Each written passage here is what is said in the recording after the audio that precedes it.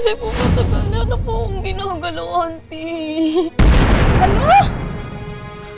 Nagsasabi po akong totoo. Alam ba to ng nanay mo? Tara, punta tayo po dito. Reklamo natin yung height na. Ilang sandali pa, biglang hinimatay ang dalagita.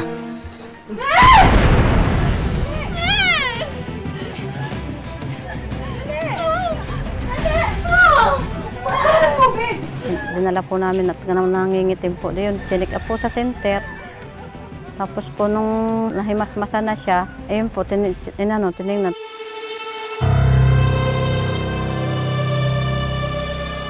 Nang ipatingin sa health center, nakita ng doktor ang mga pasa sa tiyan ni Nene. Sige, ipa-CBC kita at urinalysis. Baka may anemia ka. Buntis ka ba?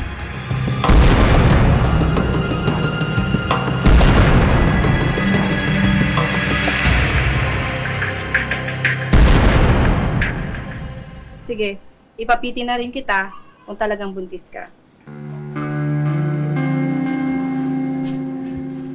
Hindi.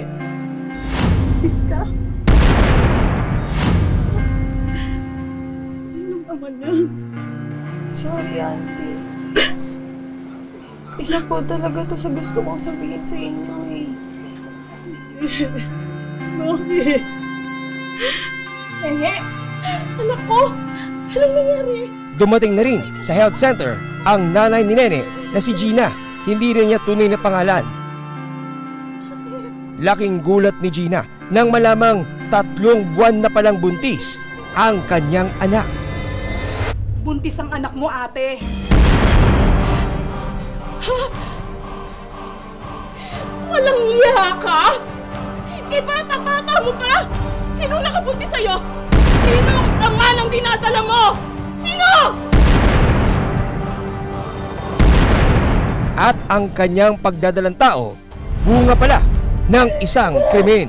Sino ang lalaking nananamantala sa minor de edad?